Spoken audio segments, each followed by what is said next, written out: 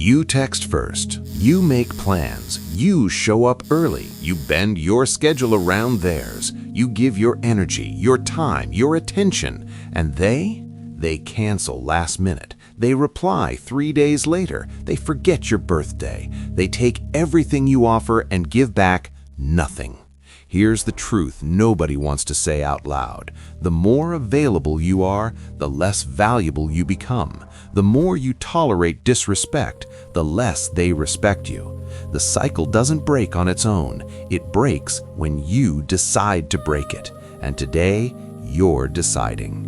We're not talking about soft boundaries or gentle conversations. We're not talking about expressing your feelings or communicating your needs. We're talking about 7 harsh, uncomfortable, but brutally effective methods that shift the power back to you. Methods that work. Society taught you to be understanding, to give people the benefit of the doubt, to be the bigger person, to keep trying. And the people who don't value you, they learn to exploit that kindness. They twisted your patience into a tool against you. They made your loyalty a weakness. You've tried talking, you've tried being honest, you've tried patience, and nothing changed. Because they didn't need to change. You were always going to forgive them. You were always going to stay. You were predictable, safe, and that made you invisible. The old belief is simple. If you treat people well, they will appreciate you. If you're loyal, they will value you. If you give more, they will eventually give back. But psychology doesn't work that way. Human attraction doesn't work that way. Respect doesn't work that way. People value what they have to earn. They respect what they might lose. They chase what moves away. Right now, you're standing still. You're easy, you're guaranteed, and in their mind, that makes you disposable. So we're changing that today. Method 1, the withdrawal. You stop initiating. You stop being the one who always reaches out first. You stop filling the silence. You stop carrying the weight of the relationship on your back. You go quiet, not out of anger, out of strategy.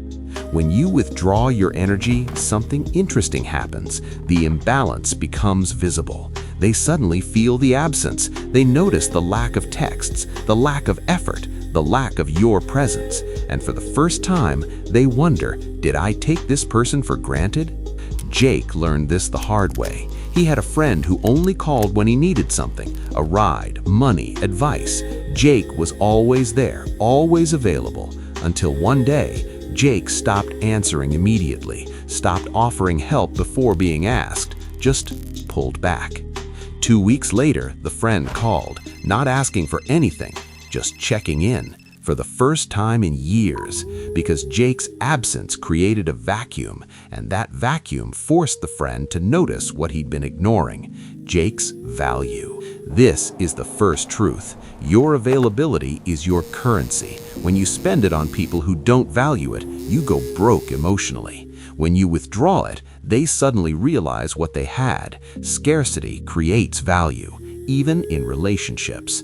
Method 2, the mirror. Whatever energy they give you, you reflect it back exactly. They text you once a week, you text them once a week. They cancel plans, you're suddenly busy next time. They're cold, you match the temperature. No more compensating. Most people expect you to stay warm while they stay cold. They expect you to keep trying while they coast. When you stop compensating for their low effort, they feel the shift, and it forces a decision, either step up or step out. Natalie did this with a partner who was always too tired to make plans. She stopped suggesting things, stopped planning dates, stopped filling the gaps. She just mirrored his apathy. 3 days later, he asked why she seemed different. She didn't explain, she just kept mirroring. Within a week, he was planning dates, making effort, showing up, because the mirror forced him to see what he was giving, and it wasn't enough. The mirror doesn't punish, it reveals, and revelation is more powerful than any argument. This is the second truth. You've been doing the emotional labor for 2 people. When you stop, the relationship shows its true weight. If they don't pick up the slack, you have your answer. If they do, the dynamic shifts. Either way, you win. Method 3, the priority shift. You stop putting them first when they put you last. You move them down the list, not out of spite, out of logic. Because your time and energy are finite, and pouring them into people who don't reciprocate is self-sabotage.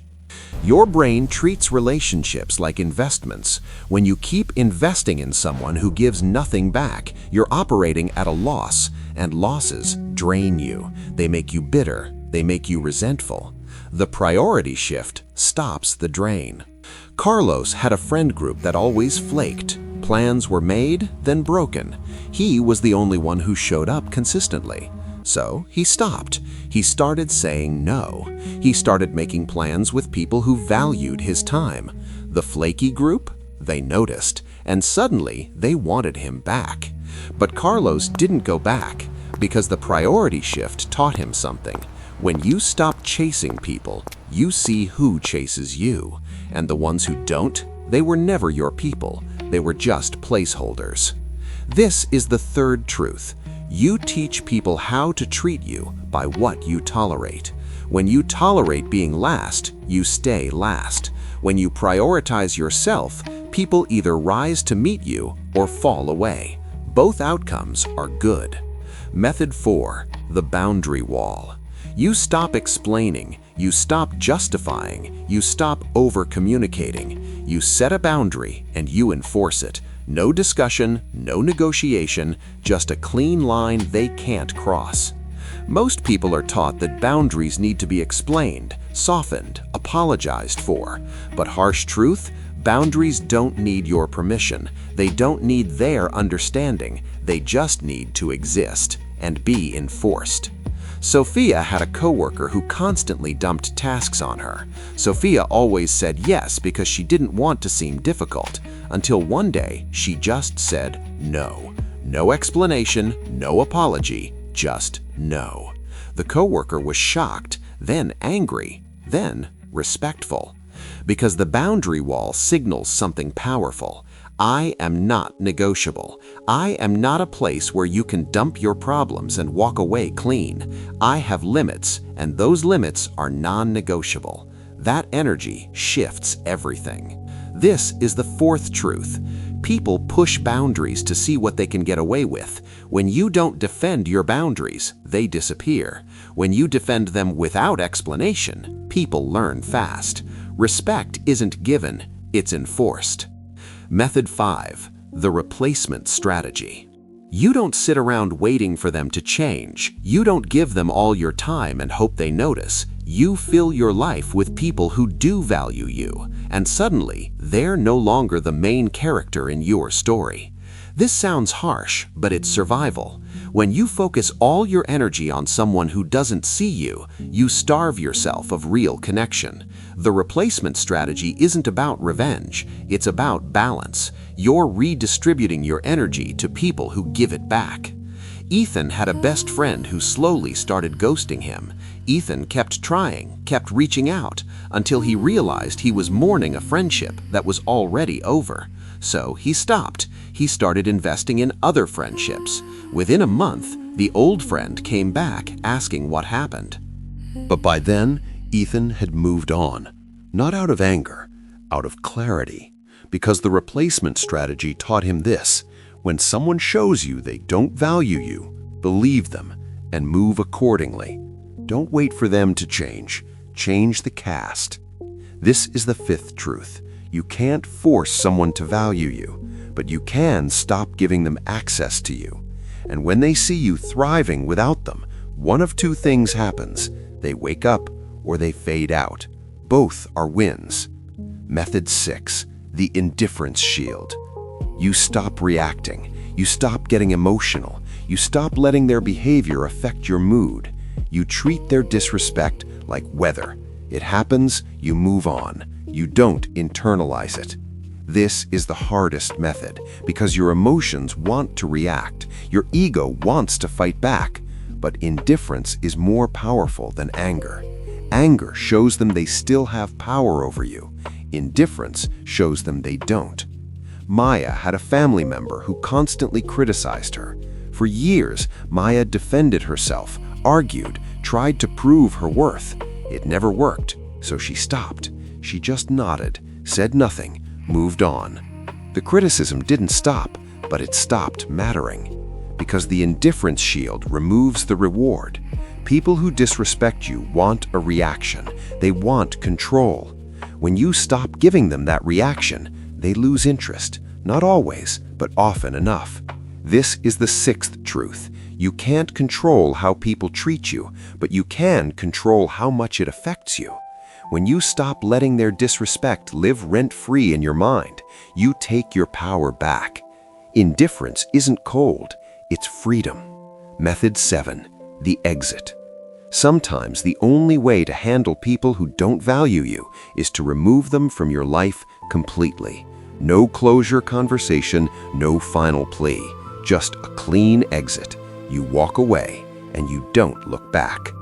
This is the ultimate step, and it should be, because the exit isn't about being cruel, it's about self-preservation. Some people will never value you, no matter what you do, and staying in proximity to them will break you down slowly. Liam had a partner who belittled him for years. Liam tried everything: communication, therapy, patience. Nothing worked. So one day, he just left. No big fight, no dramatic speech, just packed his things and walked out. His friend said he should have tried harder, but Liam knew the truth. He had tried for years, and trying harder wasn't going to change someone who didn't want to change. The exit wasn't giving up, it was choosing himself for the first time in years. This is the seventh truth. Walking away from people who don't value you isn't weakness, it's strength. It's saying, I would rather be alone than be disrespected. And that decision changes everything. Now let's talk about what happens when you apply these methods, because the shift isn't just external, it's internal. Your psychology changes, your confidence changes, your entire energy changes. When you stop chasing people who don't value you, your self-respect returns. Because every time you tolerated disrespect, you sent a message to your brain, I'm not worth defending. When you start defending yourself, that message flips.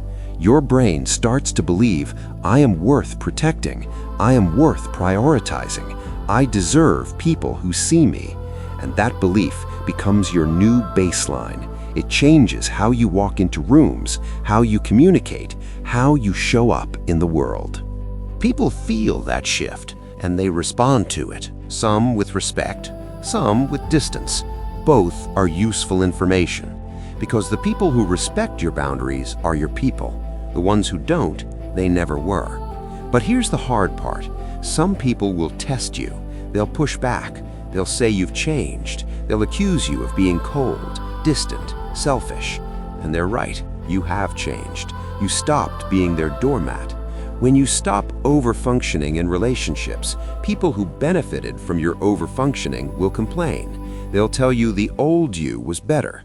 And they're telling the truth. The old you was better for them. The new you is better for you. So when they push back, don't explain, don't justify, don't apologize, just hold the line. Because their discomfort with your boundaries is not your problem to solve, it's theirs. Here's what you need to understand.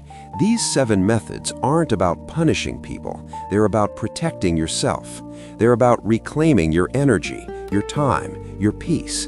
And sometimes protection looks harsh because the alternative is self-sabotage. You've spent years making yourself small so other people could feel big. You've dimmed your light so they wouldn't feel threatened. You've carried their emotional weight while they walked away unburdened. And where did that get you? Exhausted, invisible, undervalued. These methods flip that script. They say, I matter, my energy matters, my time matters, and if you don't see that, I will remove you from my life, not with anger, with clarity. Tyler applied all 7 methods with a friend group that constantly left him out. He stopped initiating, stopped showing up to events where he felt invisible, started building new friendships. Within 2 months, the old group reached out asking why he disappeared. Tyler didn't explain. He didn't need to, because by then he had built a life that didn't revolve around people who didn't value him. And the old group? They were background noise, not enemies, just irrelevant. This is the shift. You stop fighting for people who wouldn't fight for you. You stop waiting for people who make you wait. You stop giving chances to people who waste them. And you start living like someone who knows their worth. Now let's address the fear, because applying these methods feels scary. What if they leave? What if they never come back? What if you end up alone? Here's the truth.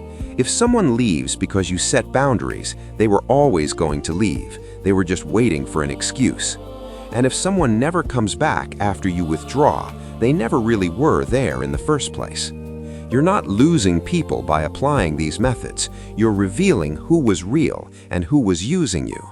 And that revelation, painful as it is the most valuable thing you can get. Because once you see clearly, you can build clearly. You can surround yourself with people who match your energy, who reciprocate, who see you. And those relationships, they don't require these methods because respect is built in.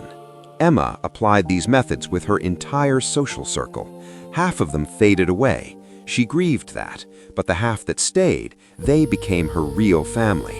The people who showed up, who valued her, who didn't need to be chased. And Emma realized something powerful. The space those fake people occupied was blocking the real ones from entering. By removing them, she made room, and the right people filled that room naturally. This is the final truth. You are not being harsh. You are being honest. You are not being cold. You are being clear. You are not pushing people away. You are stopping the chase. And the people meant for you will meet you where you stand. So here's what you do. Starting today, you pick one method, just one, and you apply it. You stop texting first. You mirror their energy. You shift your priorities. You build a boundary. You replace them. You become indifferent, or you walk away. Pick one, commit to it, and watch what happens. Some people will step up, some will step out, and both outcomes will teach you who belongs in your life. Because you're not here to convince people of your value, you're here to live it. And people who don't see it, they're not your audience, they're distractions. The people who value you won't need 7 methods, they'll just see you and show up. Consistently, without being asked, without being chased, without you shrinking yourself to fit their comfort. Those are your people, and they're out there, but you'll never find them if you're too busy watering withered plants. So stop, let the withered plants fade, and focus your energy on the ones that bloom when you water them. This is your permission slip. You don't owe anyone your energy. You don't owe anyone your time. You don't owe anyone your presence. You owe yourself respect.